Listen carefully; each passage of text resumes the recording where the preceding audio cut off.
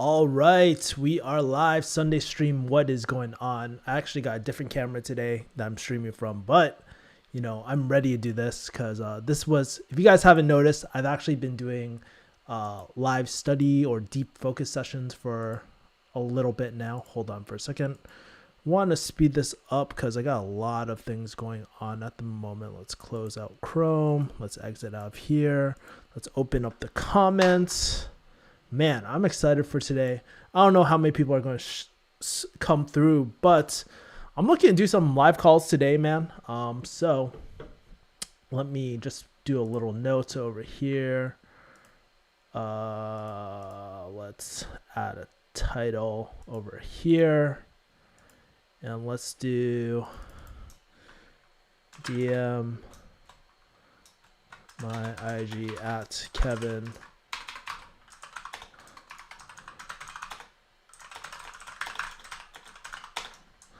Let's do this and let's do a cool sunglasses pose. Perfect. So we'll do this. We'll put this over here. And then what we'll do is, I'm really liking this whole like eCam. I'm starting to use the titles and stuff. Sunday live stream with Kevin Yee. Sunday live Q&A live stream with Kevin Yee or Kevin. So formal. So I got this going on. I'll put this right here. Make this a little bit bigger. Yeah, so if you guys are new to this, every Sunday I actually usually do a live stream Q&A, whatever you want to talk about. Sometimes I get pharmacy questions. Sometimes I get high ticket closing or marketing or these type of questions as well. So it's a chance for you to connect with me as well. Planning to actually make this really interactive. So just ironing out the bugs. If you guys want to be part of the live stream too, with me. If you guys want to be part of the live stream, you can DM me and I'll send you the link as well. There's that. Alex Johnson asked, did I check my Bitcoin price yet? Not yet, actually, surprisingly. I haven't taken a look at Bitcoin. Let me check at the Bitcoin, what it's worth now. I heard it went up. My friend was like, Bitcoin, you made it. So let's see. I definitely made money on Bitcoin at this point. Well, assuming that I sell. So it's at, wow, 18,000. So it's pretty much come to the point where it was like a few years ago, which, I had a feeling that it would do that. And there was recent news about like PayPal accepting Bitcoin or something like that. So I think that's a huge driver. There's a lot of other factors, but honestly, I haven't been in the crypto space too much as well. That's what Alex Johnson says. Hold on, I gotta remove this for a second. This thing is right here. I'll put this over here so I can highlight all my comments still. Perfect. All right, cool. We got Seton. Hello, what's going on? We got the OG Seton. As far as what I'm sipping on today, this is Zevia passion fruit tea. There's actually no sugar in here, which is great. It's sweetened with stevia. Went to Whole Foods right before, so I got some hippie tea on deck. Drop a few likes if you're just tuning in as well. Kevin, interesting study with me videos. What was your motivation behind posting them? Well, interesting stuff, guys. So one of the major game changers for me this year was actually attending these live like deep focus work sessions from my friend Rich and Itch. I actually sent out an email earlier today. If you're part of my email list on, if you're not, you can go refugeehustle.com/join. But basically, I outlined the reason why I was doing something like deep focus sessions, and it's allowed me to kind of be almost hyper productive and just like set one intention and just focus on it for 50 minutes. And it's been really effective. I know that if Isaiah is on here, he's been attending almost every single session. And they're a real game changer. It allows you to get done the thing that you don't want to get done, but you show up and get it done anyways. And it's really helped me out a lot in terms of execution and just deep focus. So the reasoning behind doing these kind of like live is because I needed them myself, because my friend Rich wasn't doing them at the times I needed. And so I just started just posting, like going live during these for these live streams as well. And I figured it would help people. I figured that a lot of people would be like, what the heck are these sessions? This is kind of weird, but I definitely believe it's going to have a snowball effect. Once you guys take your first hit, you guys will be addicted to them and you guys will show up ready to work. And it's just a different type of content that I'm trying to do where it's more, it's always usually content is me just like teaching or talking about things, right? But I think this allows me to just kind of provide value by me doing and just documenting my process and just helping you guys too. Like, just like if you guys follow along, I guarantee you'll become a lot more productive this year. And guess what? It's right now it's free. And I love providing the service for people. So I might do a paid service in the future with like a live Zoom room because it's a different environment when you even have your face on and you're held accountable for those 50 minutes, so there's that. Let's see, Robin Varhezy, I think that's how you say your name. I'm sorry if I butchered it. What are some side hustles that you can do as full-time pharmacist? Well, funny enough, I've been actually meeting a lot of different pharmacists via Asian Hustle Network. And a few of my friends, I met the owner of Fat Milk the other day. She was really, really cool. She had a huge vision. I met a few other pharmacists who've gone e-commerce and other things like that. It really depends what you want to do. My opinion, I think everybody, if you're not strapped for time or if you want to just do a weekend thing and just keep it a side hustle, I always recommend starting off with a service-based hustle or service-based business. That's where you exchange your time in exchange for a service, right? For example, one of my friends, he offered car detailing. He got really, really good at car detailing and it was fun for him. He really liked it. And while this might not be your exit ticket out of pharmacy, it does provide an extra source of income at very low risk, and plus you get to build your business acumen. So in my opinion, I believe that service-based hustles are the best ones. I'm always very biased. I really like digital marketing, so that's why I always promote my friend Rich and Nish's course and stuff like that. I prefer things like sales and stuff. These are soft skills that you need to have for any sort of business because guess what? When you're doing business development, you're going to need to sell. You're going to need to close. You're going to need to sometimes cold call too and stuff. And so that's what my friend who I was talking to yesterday, she was telling me that she's doing cold calling. I was like, really interesting, right? So even though that's the kind of the longer game, you're building up think about it like this, you're building up these assets, and assets might sometimes be skills. You're building up these skill sets to build out longer term assets for yourself to eventually maybe leave pharmacy altogether. So those are some of the things I have in mind. I also spoke to a pharmacist who does copywriting too. I might invite him on this channel too. He's a really cool guy. But yeah, there's a lot of cool pharmacists. I'm just getting introduced to a lot of different pharmacists who are doing a lot of different things. So I think it's kind of cool as well. So how do you think Amazon pharmacy is going to affect the industry? I don't really know, to be honest with you. A lot of people have asked me hey, what's your opinion about Amazon pharmacy? I honestly don't really have an opinion at this point because honestly, I haven't really been looking at it and I haven't been really, what's the word? Kind of up to date with what's happening in the industry with Amazon at the moment. So I don't know. I'd love to kind of hear your takes though. We got 13 people. For those 12 people who haven't, or for those 11 people who haven't, make sure to smash the like button. Let's see. Crispy Creamer says, you're always live and your content sucks.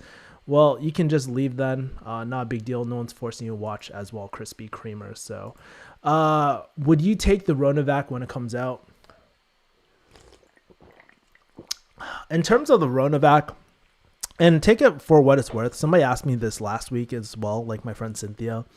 For myself, I don't know. I don't think they're I'm always kind of wary. I just definitely don't want to be first as well in terms of that, but I don't really know, to be honest with you. I probably would wait for more data, in my personal opinion, right? AO asks, when did you know you wanted to be an entrepreneur? AO, great question. So from a young age, I've always wanted to own my own business. My dad always told me, hey, you should own your own business and all that sort of stuff. But for myself, I remember wanting to, what was my, oh yeah, even elementary school or middle school, elementary school, I would sell candy, right? We would go to Costco. I'd ask my dad to buy a wholesale box of candy and I would sell that shit and make money off of it. It was really cool. And people would even ask me back in the day to like, hey, can you burn this CD for me? At the time, I didn't really have really great internet. I had free internet. It was the worst. And basically I would burn these music CDs and people would pay me $5 per pop. But somewhere along the way, I don't know, maybe it was reality that hit me, where I was like, this isn't sustainable, man. I can't make a living selling $5 burnt ripped CDs and all that sort of stuff. So then I started thinking about jobs and stuff. And then, but you know, even in college, I always had this entrepreneurial spirit where I would sell, like I would buy protein powder wholesale and then sell it out for a profit as well. I didn't know anything about profit margin. I didn't know anything about that sort of stuff. And I wanted to do other things as well, like personal training, all that sort of stuff, but it never panned out. And so when I got to pharmacy school, I was really at a point where I was like, you know what, maybe I'm going to get a job, go a traditional route. I wanted to work for the government, actually. I wanted to become a public health officer, right? And that was my huge thing for me, that what I wanted to do. And that I wanted to do that up until a point where I got to meet my friend Joe.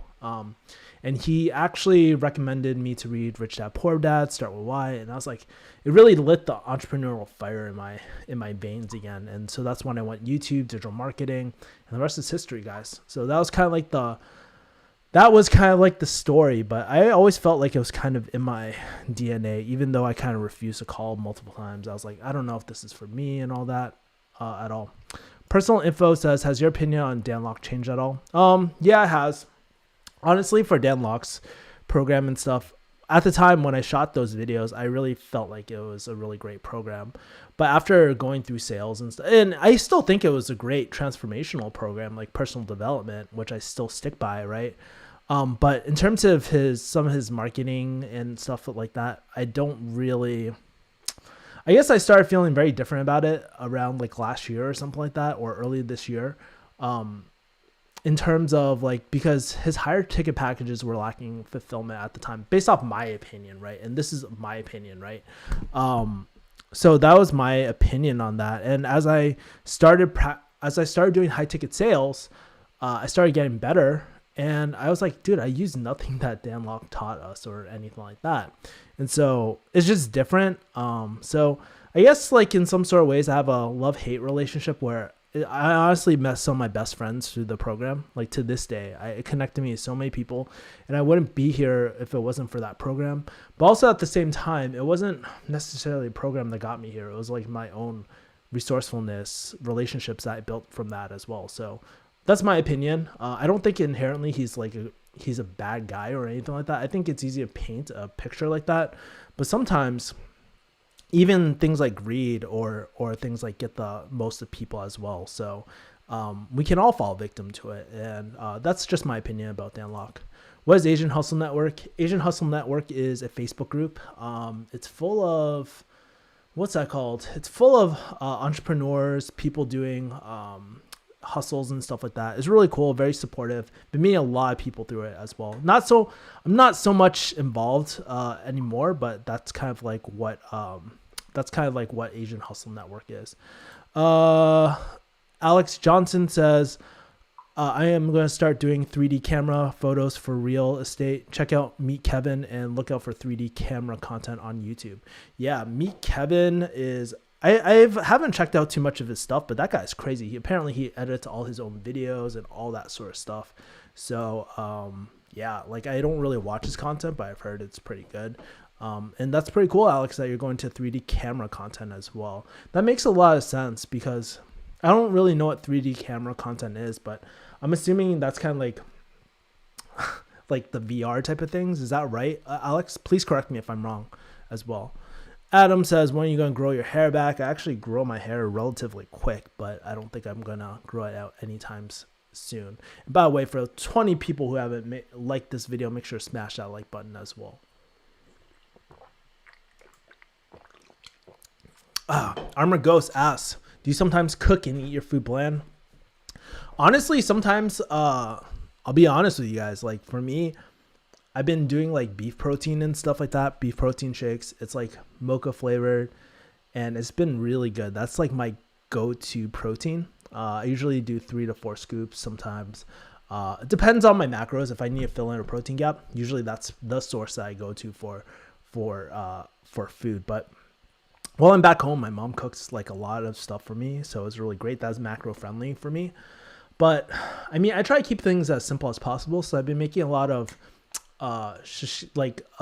poke bowls, right? Like at home, I've been making like been eating like I'm not on keto right now because my coach told me like I've been on keto for too long, and he wants to put me on a zigzag diet. So I'm on that right now. But I eat like things like bananas, things like protein powder. I'll eat a steak every once in a while, not as often as I used to. I eat sweet potatoes, vegetables, like leafy green vegetables, stuff like that. Pretty basic diet, honestly. So it's nothing too complicated at the moment. So there's that. Can you talk about like everything you're working on right now, since you're working on so many projects like high ticket sales, digital marketing, YouTube, and a bunch of stuff? Yeah, I can talk about what I'm working on right now.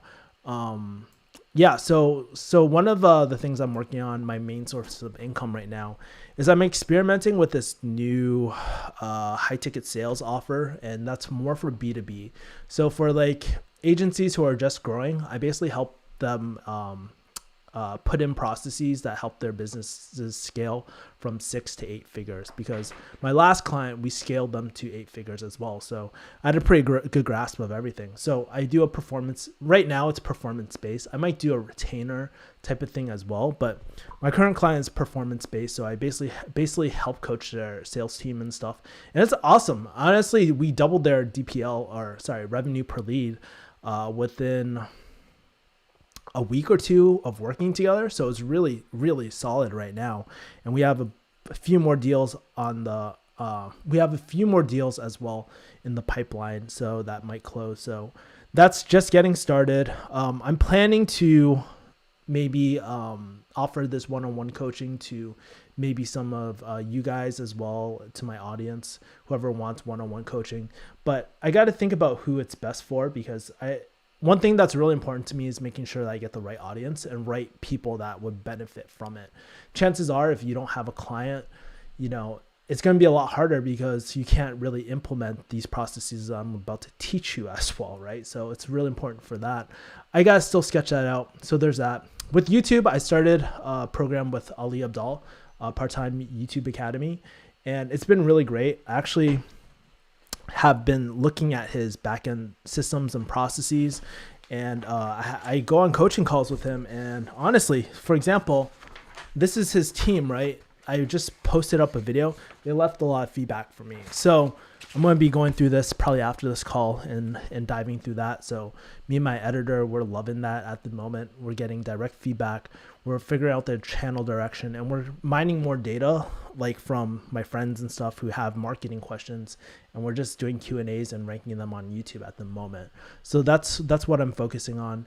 And then recently, if you're seeing stuff about YouTube marketing, it's because I was actually asked recently to speak at a conference. It actually just ended today, but it was a conference in front of 800 entrepreneurs to talk about YouTube for businesses as well, and how to rank and how to build an authority on YouTube as well. So I was doing that. And I also have a business coach, so who's helping me kind of organize everything as well. So 3 major projects: YouTube, high ticket sales, and what else? That's why I have a planner, guys. I have brain farts all the time. YouTube, high ticket sales, and actually I lied, just 2: YouTube and high ticket sales. That's the only thing I'm really working on at the moment. But it's a lot, right? And it's all kind of integrated at the same time. So that's kind of like what I'm working on in a nutshell at the moment. But yeah, it's been really, really busy as well. So I might scale, find another client, but I'm just trying to build out all my backend processes and assets so I can sell them in the future as well. So I started selling all my templates for YouTube pretty recently on the entrepreneurial event. So that's why I was so busy this week. If you caught my live streams of when I'm doing deep work focus, I write down what I'm working on. And a lot of last week was like building out a funnel because it was for that major event, because I want to have that all in place to sell to that audience as well. So there's that. Jacob asked me, would you do pharmacy again? I probably would not do pharmacy again, but who knows? At the end of the day, you just never know. For me, I don't anticipate it. I really enjoy what I do right now, and I really see a future in the direction I'm going in. So no, I don't anticipate me going back to pharmacy as well. So there's that. What is your main focus on right now? I would say the major focus right now is probably fulfilling for my client and building out the high ticket sales program at the moment. I would say YouTube would probably take a lower priority over that at the moment. Let's see. What are your thoughts on the upcoming stimulus package? Do you think student loan interest freeze/forgiveness, low interest environment, and stim checks would pass and help people in these times? I think it would help quite a bit, to be honest with you. I haven't looked at the upcoming stimulus package, but honestly, I think there's only been like one check that's really been given out to a lot of people. And I know it comes out of our pocket at the end of the day, but there's a lot of people in hurt, man. Like a lot of people were let go from their jobs unexpectedly and all that too. So it's really crazy as well. Let's see. Would you ever hop on finasteride and minoxidil? Probably not. I probably wouldn't. Like, I've never been a real drug type of person as well. And plus, yeah, not for me. Chinese people cooking macro friendly. Yeah, my mom is honestly, it's pretty simple. Like, I just have my mom make really bland, like, vegetables for me, or just like boil a sweet potato. It's like things like that. Like, it's really basic things like that. Sometimes she'll pan fry my, this cauliflower stir fry mix I usually get too. Is really delicious, and she'll throw some more vegetables in it too when I ask her to. So it's really great. Honestly, living at home and having my mom help me out with that's been a game changer, honestly. But definitely gonna miss that when I go back to California as well. All right. AO asked, have you ever thought about property investment with your high earn of pharmacy? Never. I mean, eventually I probably will go into property investments and stuff like that, but I honestly don't anticipate it anytime soon. It's not a major priority at the moment for me as well. Alex Johnson says, so this is regarding 3D cameras. You take a camera, costs $400, and use the software $5 monthly to create 3D model of a home. I'm about to get started, so I can't say too much about prices, but estimates are about $150 per house. That sounds like a great side gig. Dude, Alex, let me know how that goes when you actually do it. I'd love to catch up and see how that's going for you, my man. Let's see. Ali Quinn says, guess what? I'm applying to a pre-pharmacy program as a high school senior, lol. Yeah. Okay, cool. Awesome, Aloquin. Rohan Reddy says, why do you think drugs prices are so high as a pharmacist? A lot of different reasons. I'm obviously not expert at this, like, at all, but I don't really know. Could be third party jacking up the prices. It could be a lot of different things. I have no idea, to be honest with you, as well. Let's see. How did I get in touch with a business coach? I'm a 4th year pharmacy student, but I really see myself being an entrepreneur. It really depends, AO. You really got to ask about, at the end of the day, you really got to ask, like, what kind of business are you trying to go with? Like, just hiring a business coach isn't really going to help you get anywhere. You have to have an end destination. For me, it's execution. So my business coach, he used to work at Facebook. He used to work for Adobe. He actually specializes in digital marketing consulting. He does a lot of talks. He's on entrepreneur. Oh, shit, I can't remember. Like something like entrepreneur.com or something like that. He's like on the internal team. So his business network is really great as well. So for him, I go to him for kind of like mindset because we love to chop it up. I go to him he actually sends speaking gigs to me too, so that I can do talks like I did this weekend as well. And then also he also specializes in building coaching programs as well. So that's kind of like that's why I wanted to go to him as well. And plus, I'm planning to eventually break up my coaching program into a course as well. But I'll probably always keep the coaching program very intimate, maybe 3 people max. Not quite sure. I really got to put it on paper. It's really right now, the biggest priority is building out the coaching program through my current client. And then once it's tested, well, it's already kind of tested at this point, right? But I want it to run longer for like at least another month or so, and maybe I'll pre-launch it or something to you guys as well. But really depends. Like I at the end of the day, I want to make sure that the coaching is good, and I know it'll be good because I'm the one controlling it as well, right? It's pretty much the program that I wanted when I was coming out of high ticket sales as well. Okay. Chava says, I'm currently 18. I'm accepted into pharmacy school. Any thoughts? Well, let me ask you, Chava, like, how are you feeling? Are you feeling good, man? I need a little bit more context, man, as well. Based on your living, how do you feel about living alone versus living with people? Honestly, I really like living with people. Hold on, let me take a sip. This Zevia tea is really delicious, guys. Holy crap, it's really great. All right, cool. Anyways, you're asking how do I feel living alone with versus people? Honestly, I really like living with people a lot. I mean, there's benefits to living alone too. Like, I don't have to worry about other people. I don't have to worry about people's mess. I don't have to worry about people's and I don't have to worry about my own mess hurting other people too, because sometimes we all have those tornado days where we just rip through everything as well. But I also like the aspect of, hey, you know, I'm kind of hungry. You want to grab something to eat or something like that. That aspect is really, really nice, and I miss that aspect.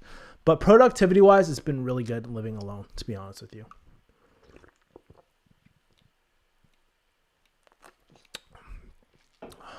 Best self-help book or productivity book you've read? There's a lot of books, man.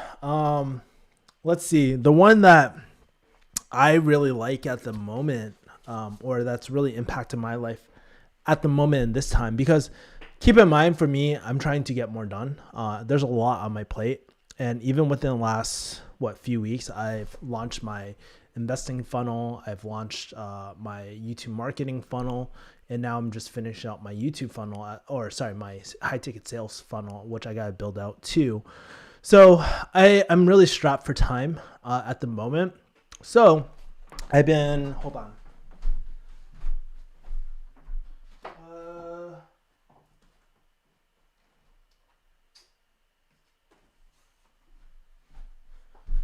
Like earlier in my newsletter, I was talking, earlier in my newsletter, I was actually talking about this book by Lee Cockerell.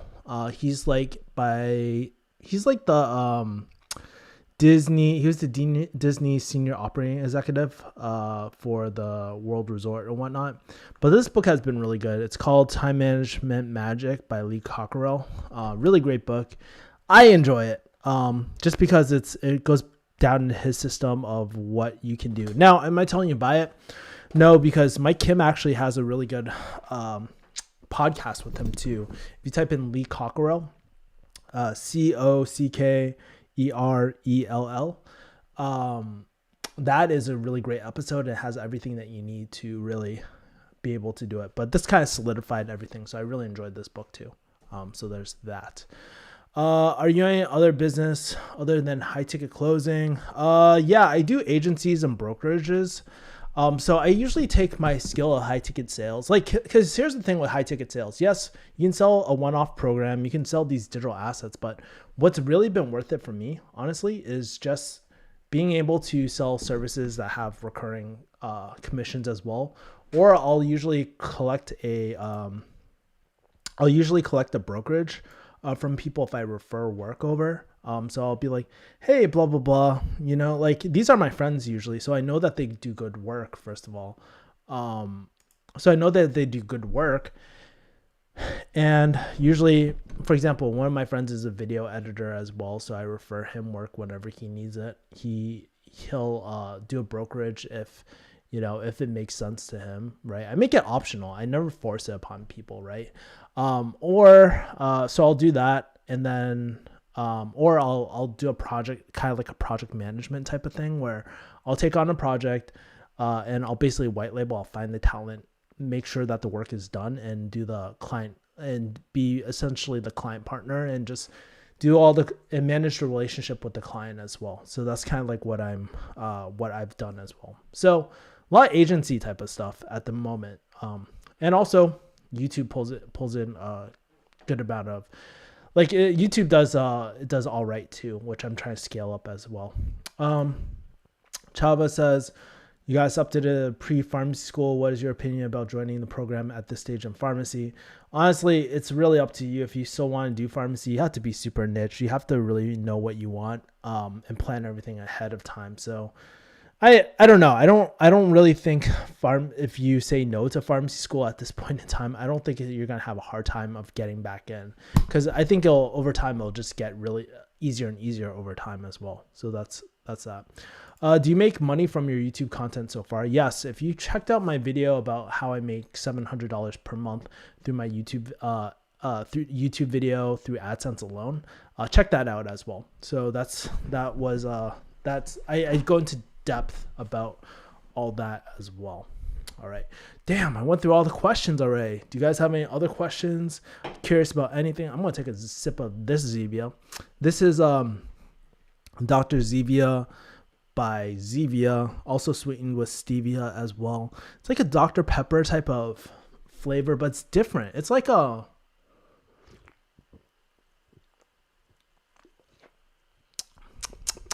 fruitier version. I kind of enjoy this too. But I usually drink this, especially if I have any sweet cravings at the moment. So it's really delicious, honestly. So there's that.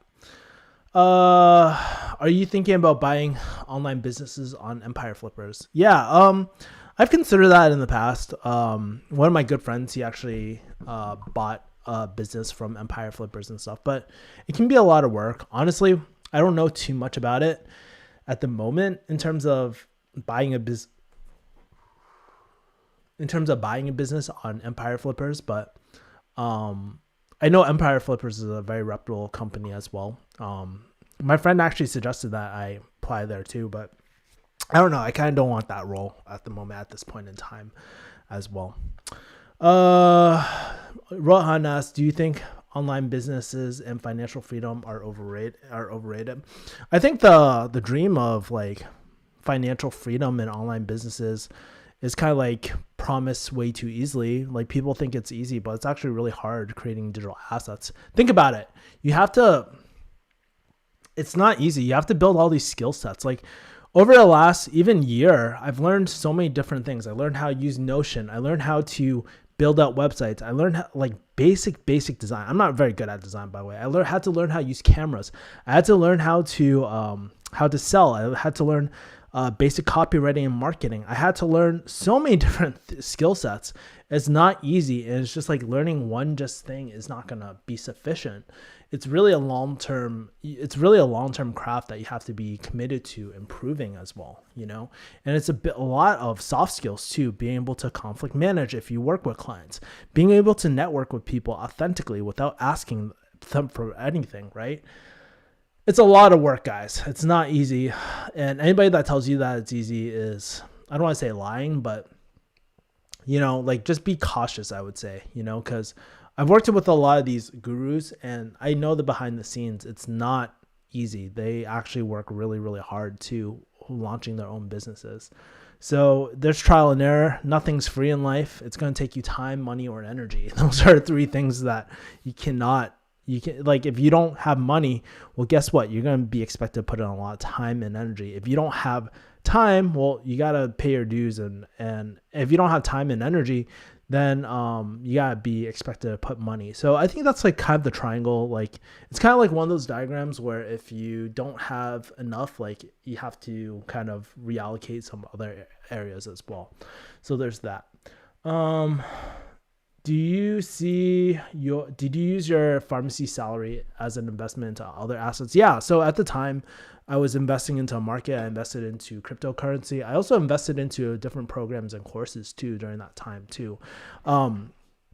I was investing into marketing and stuff, and a lot of these marketing lessons and like these skills I've just really been building as well. And I can speak intelligently about things. Like for example, 2 people this week asked me to build funnels for them, but guess what? I'm not a funnel expert, right? I wouldn't say that's my forte. Like, yeah, I'm very good at sales, and I would say that's more my expertise. Even content marketing as well, like ranking SEO, so like getting ranked number 1. I would say I'm pretty good at that at the moment, right? But in terms of like, somebody asked me to build out funnels, but it's because I can speak intelligently about them. And so I've been really investing into, yes, the assets that generate me money, but also on the other side of the spectrum, I've been investing more skill sets as well, which is super, super important to build those assets. So there's that. I see your background changes almost each video sometimes. Yeah. I've been releasing older videos. So if you see my old set, so I have like my set in California, which is still active. I have my old apartment, which I don't have access to anymore, but that place has my old background. And then I have this background, which isn't very visually appealing. I just shoot against this white wall because it's just easier. But yeah, my background changes a lot because I'm traveling. I'm at my mom's place at the moment. Adam asked, did you meet any hot girls from Dan Locke's group?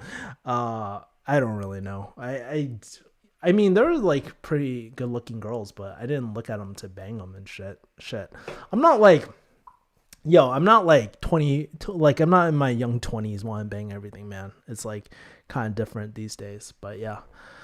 I'm about to start a SEO company, start an SEO VA company to help build leads for Shopify companies. And currently, your message cut off, but okay, cool. Awesome. Yeah. I mean, looks like you want to dive into e-commerce services. Sounds really great, by the way, too. By the way, for those 5 people who haven't, make sure to smash that like button too as we go on too. So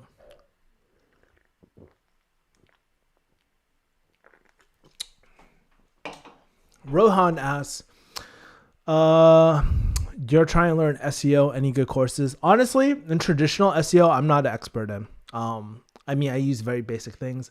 I know a few people that might be good, but I don't know if I can really recommend them because I don't have any experience with them and I'm not very close with them where I feel comfortable kind of giving an endorsement or anything like that on my YouTube at the moment. So I need to take a look into that. I probably need to ask a few people to see like who's good, who's not as well, because there's a lot of different programs, but I just don't know who's good and who's not as well. So there's that. Battlefield asks, do you see yourself in a relationship in the next 5 years? I would say that I probably would. I don't know. That's a very interesting question. I'm actually in the middle of going through a breakup at the moment, so it's kind of really tough at the moment. But I would say within the next 5 years, most likely. Especially as I get older, because I do want to start having kids and all that as well. So just kind of trying to grow up in that aspect of my life. But there's a part of me that really wants to travel. So that's why I'm working so hard this year, because I know that things are not going to get easier with time. Things are actually only going to get harder. So I need to be working a little bit more focused. I need to focus my efforts a little bit more to really grow everything as well. So there's that. AO says, thank you. Great insight. Adam asks, would HTC work for hot girls? Bro, if you're trying to get hot girls, man, go to a pickup artist boot camp. I don't know.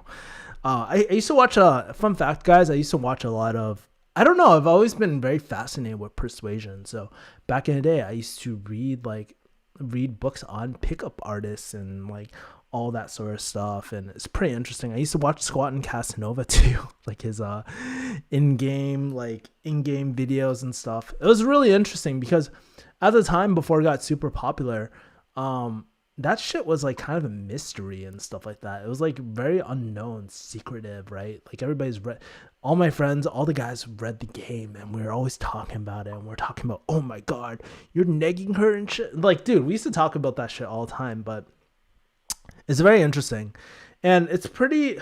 Looking back on it now, like, there's a lot of similarities between sales and like the world of pickup artists as well, like in terms of persuasion, as well. Like there's kind of this like reverse selling or positioning. Like it's market, if you think about it, it's kind of like kind of a mix between cold calling and positioning yourself as well, brand positioning. So there's that.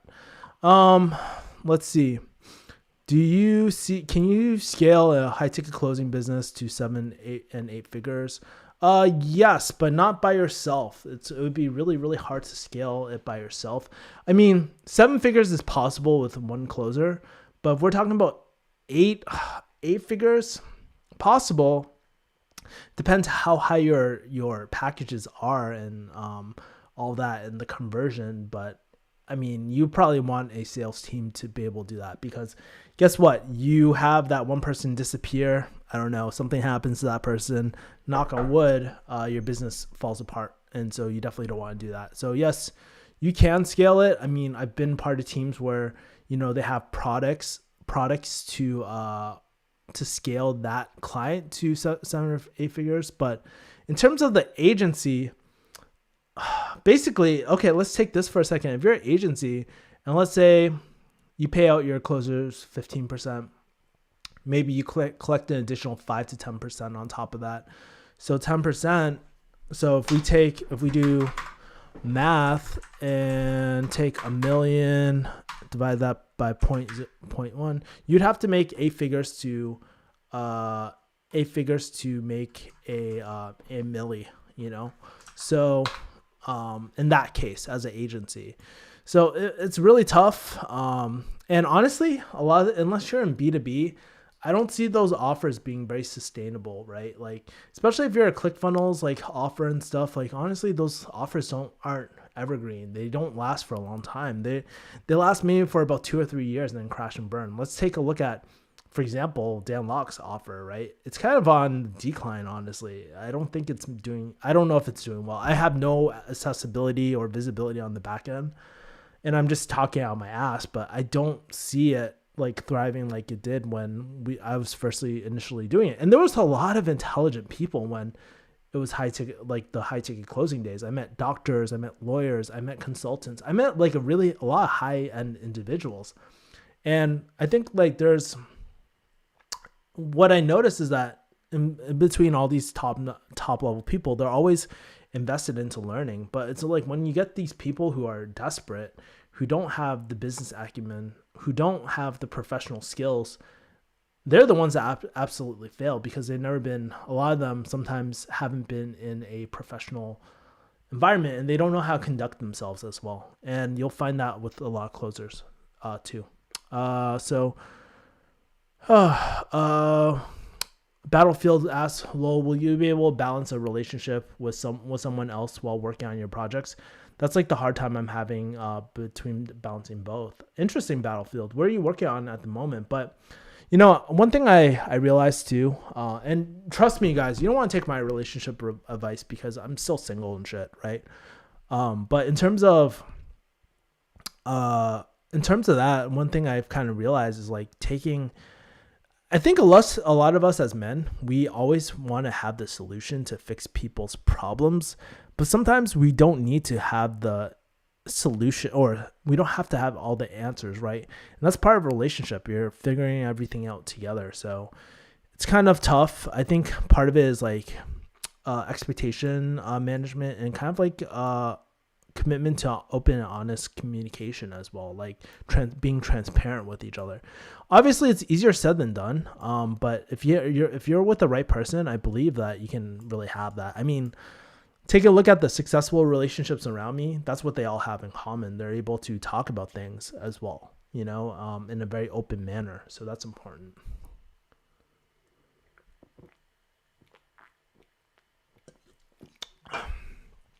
Okay. Chava asks, what steps can I take to get ahead in pharmacy school? Personally, I want to become informatics, nuclear, or clinical pharmacist. I'm shadowing at a local pharmacy as tech as well. Awesome, cool. So you're already in the right steps, Chava.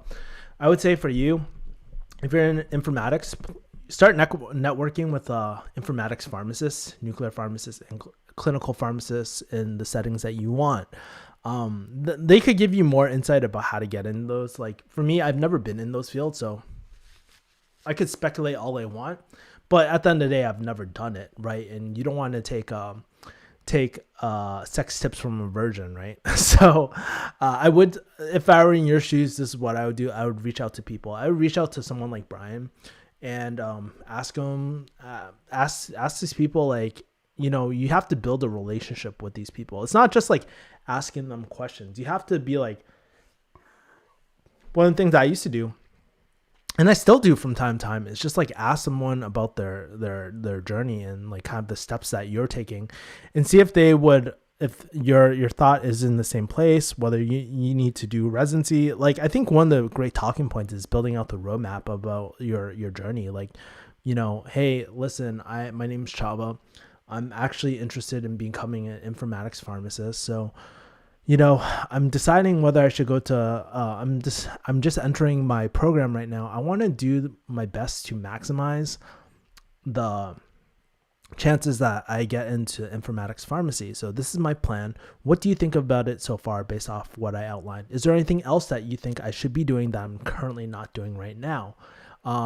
If you're in my shoes, who else would you be speaking to as well? So I think those are some key questions. You learn how to ask better questions as you do this. I'm like winging this off the top of my head, but you learn how to ask better questions as well. And I think that's you're already on the right track, Chava. But you want to do outreaches. You can do it via LinkedIn. You can do it just cold email. It works at the end of the day. You got to really build relationships as well. Rohan asks, are you thinking about moving out the US and living as an expat in Singapore or Bali? I think doing a digital nomad life in Bali would be cool. Just not for long term, but just for like maybe half a year or something like that. I think that'd be pretty cool. And just experiencing that life, because there's a lot to experience in the world that I haven't had a chance to do. And there's a lot of people who say that life is so much better outside the US. So I want to experience that as well at the moment. Jesse says, tell us more about your sleep. How long does it take for you to fall asleep? Do you have techniques to fall asleep? How many hours do you sleep? On average, I sleep about 6 hours, and it's not because I feel forced to. It's because that's just the way my body is right now at the moment. Especially like my coach was telling me, as I eat cleaner, I don't need as much sleep. So what I'm going through is quite normal, but I actually use an Oura ring to track everything as well. So let's take a look at my results for today and yesterday. Let me take a look at it. Let's see, it's loading my results. Let's go into sleep. Come on, start loading. You know what? My battery might be dead. Oh, it's dying. My battery's dying. I gotta charge this. Just give me 1 second. I'll give you my numbers on sleep in a second. And I gotta start charging my ring.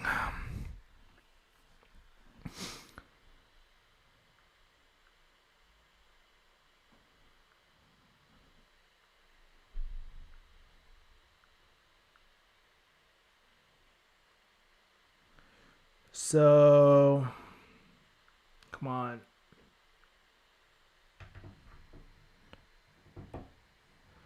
For some reason, it's not loading. I'll pull up these in a bit. But basically, in terms of falling asleep, some of the techniques I use is something called box breathing. I do a modified box breathing. So I try my best not to look at my phone.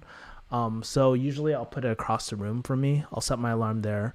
And then I usually put on, like, you can use a box breathing app, but what I like to do is as I'm lying there right on my back, I'll inhale for 4 seconds, hold it for 4 seconds, exhale for 8 seconds. This is the modified one. And then hold it for 4 seconds and then repeat the process. That's kind of like box breathing.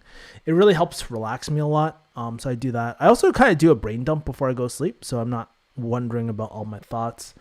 And ideally, I like to do yin yoga, but I haven't been really diligent with it. So I'm probably going to do a yin yoga routine before I go to sleep tonight as well. But I also have a sleep mask too.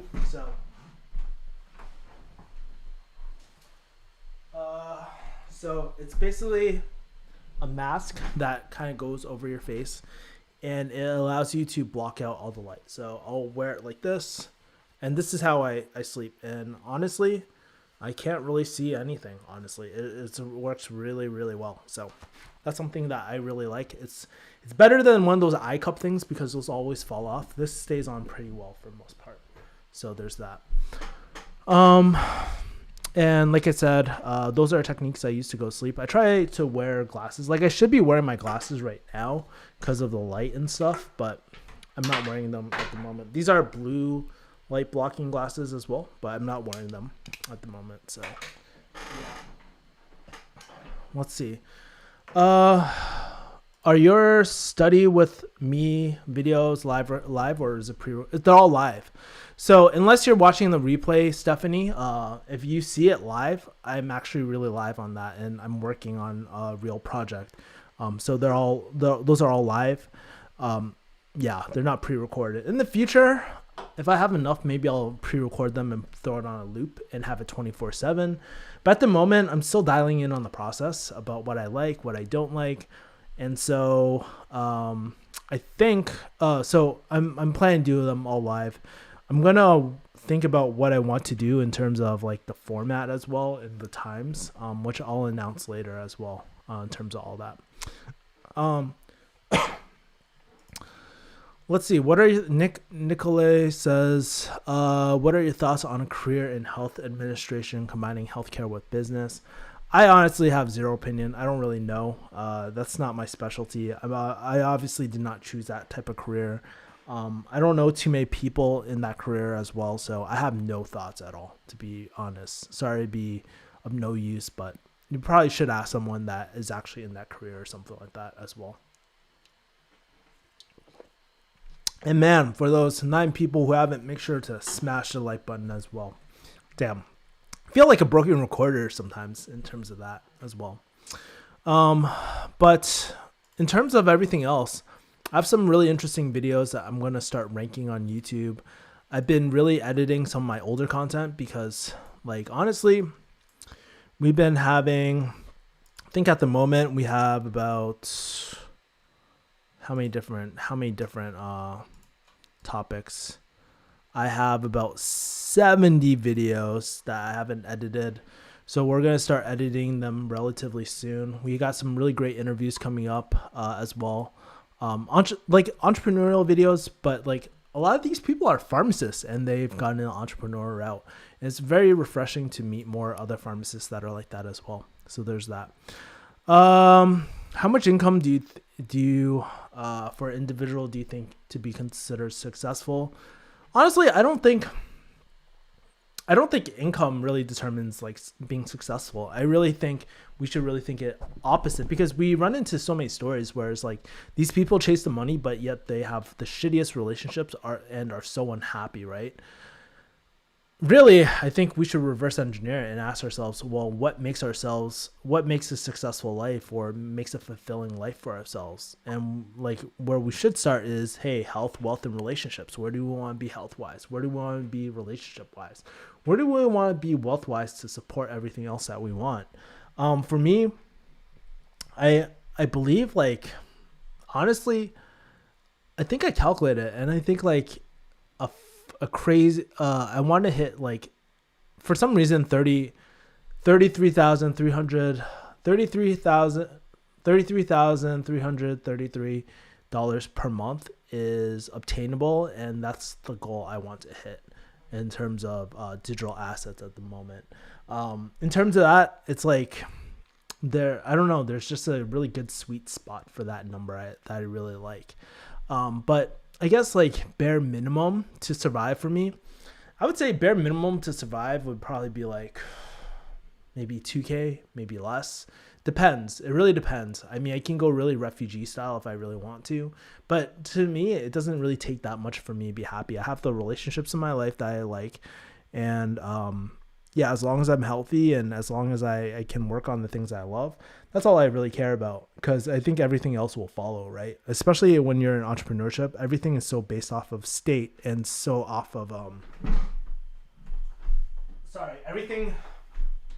everything is based off state and all that. And the happier you are, the more you can work on your assets. When you don't have control over your time, you have to honestly stay at your crappy job or at the jobs that you hate, or take things that might not fulfill you. So there's that. Halil says, what do you think of VA jobs in pharmacy? One of my friends is actually in the VA. He's super happy. I actually have a few friends in the VA. They're all super happy. Well, some of them are happy. Another one of my friends is just like kind of feeling unfulfilled. So I don't know. It really depends what you want, man, at the end of the day. I hate giving those depends answers, but it's true, man. I can't tell you like when you say like, what do I think? Like, if you want to be more specific, you can feel free to elaborate too. Do you think high ticket closers will go into a mortgage company? Because my uncle owns a very big mortgage company and he's bringing on many high ticket closers.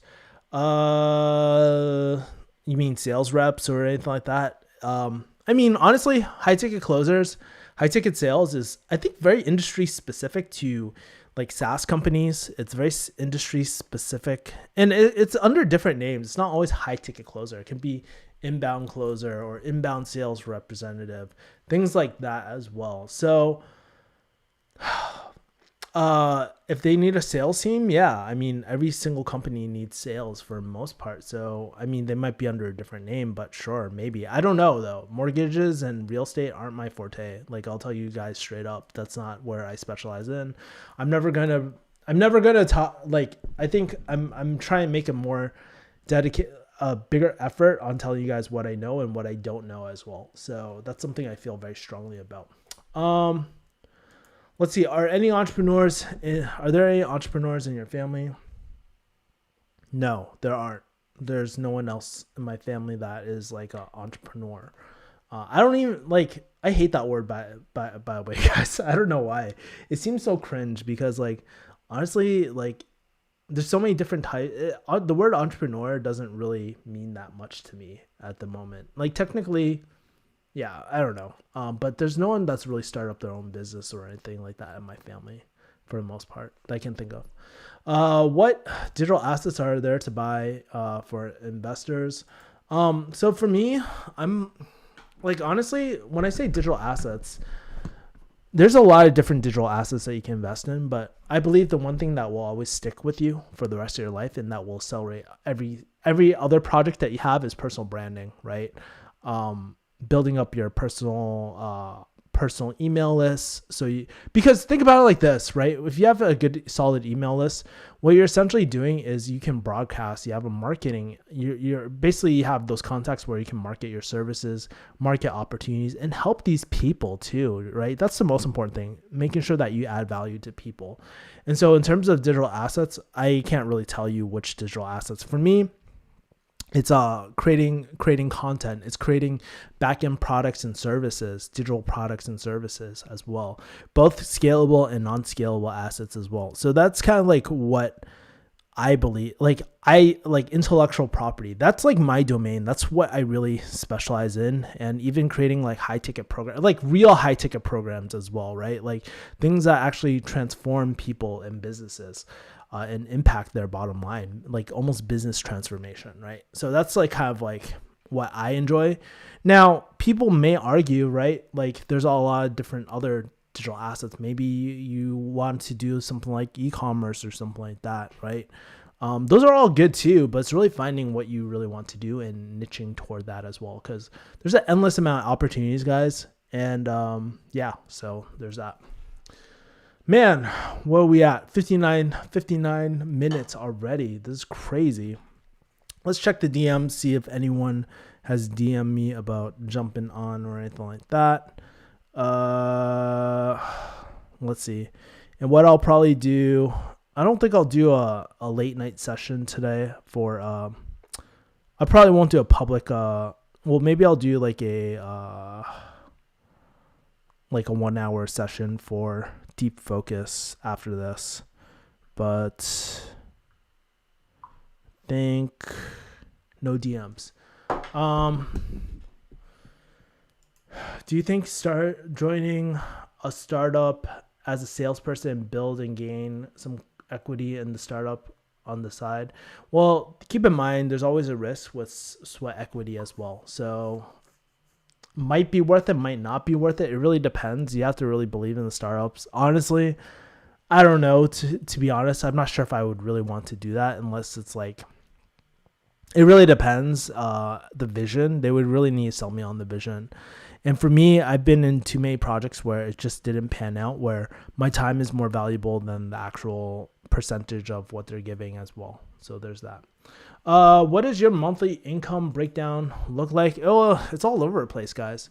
For example, if you talked to me like maybe a few months ago, it was probably, I don't know, like a few months ago, it was almost 16,000 per month, maybe. And then like a few months later, it was like dropped all the way to like $200 per month.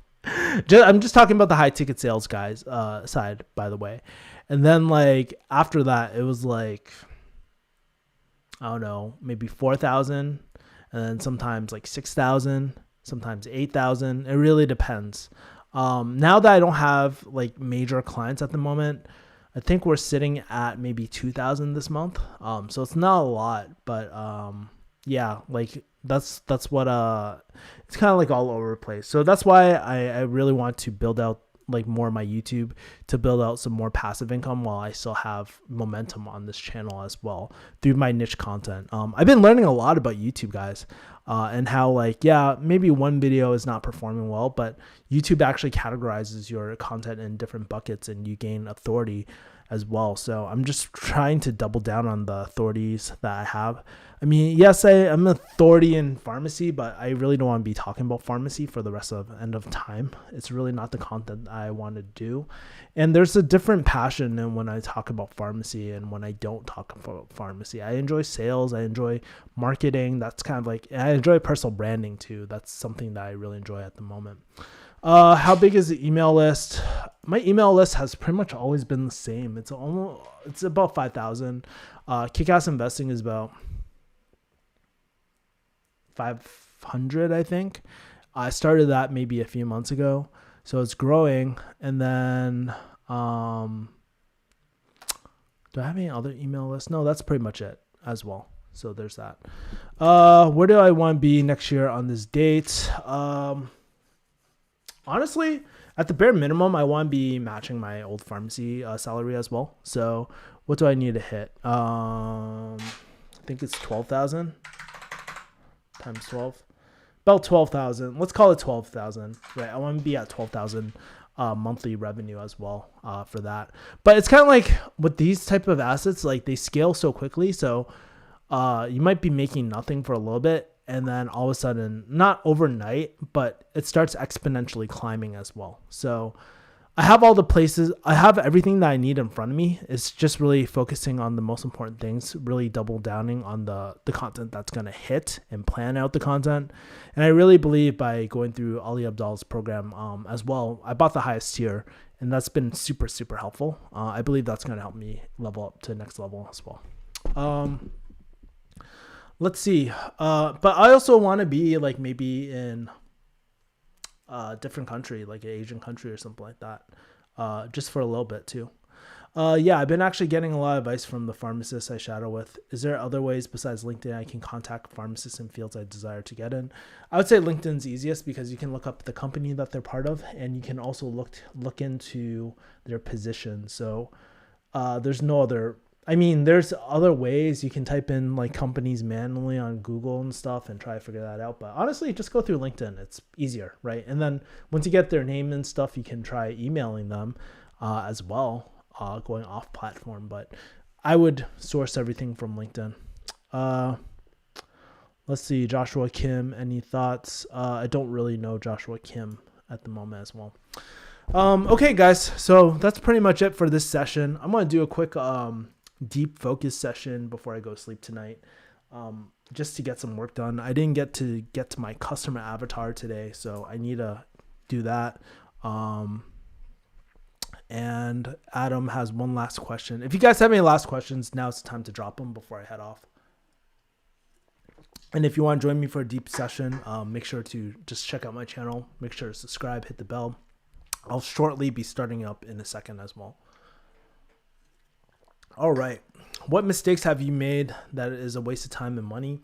Honestly, taking programs that I wasn't going to execute on was a waste of time and money. Probably within, like, my new rule is, like, I took this from Mike Kim, but my new rule is, like, I don't buy a program unless I'm going to implement and execute within the next 30 days. So my business coaching, that's a really great investment because I'm actively executing and implementing. My YouTube course, that is a really great investment because I'm actively implementing and doing all that, right? Taking something like Dan Pena's, and I don't think Dan Pena's was a waste of money. It helped me in a lot of different ways in terms of business acumen, understanding how M&A works and all that. I think that was really cool, and to really being able to talk to bigger fishes, like you have to speak the same language as them. But could I have done it in a different way? Probably. Did I enjoy Scotland? Yeah, I did. Did I enjoy meeting people? Yeah, of course. But I think at that point in time, I don't think I truly knew that I really wanted to do something like QLA or M&A at the time, because it's a lot of work. And not to say I'm not ready to do the work, but it's a full-time thing. And I think it makes more sense to kind of get the assets going on my end. And then if I want to do M&A, I can always go down that route later down the road. I have the knowledge, I have the network, and really I can better prepare for that when that time comes, if that time comes as well. But I haven't set an intention. Like, I'm honestly, if I ever do QLA, it's probably 10 years down the line, if it makes sense, like at that point too. So, and going down that route, because I know how the processes move. If Dan Pena has been doing it for ages and ages, like I believe there's not that much that's going to change, and I'm going to get the right people and start building those networks now rather than when I need them as well. So there's that. Have you tried drop shipping? No, I've never tried drop shipping, but I've worked with a lot of e-commerce companies and stuff. Do I think it's a stable business? I don't know. Probably talk to someone in e-commerce, but for me, the biggest trouble with a lot of drop shipping companies are traffic, right? Getting traffic, conversions, all that sort of stuff. They build out the websites, and then they're like, "Shit, I didn't have enough. Like, I can't get enough traffic to make money on my website." And then they shut the website down. They spend a lot of money hiring like people to build a website, but they never think about the marketing or traffic point of view as well. So there's that. All right, guys, that's pretty much it. I'm going to end this. We're going to do a deep focus session in a bit, so stay tuned for that. Otherwise, have a great rest of your night, and we'll talk next time. Take care. Peace.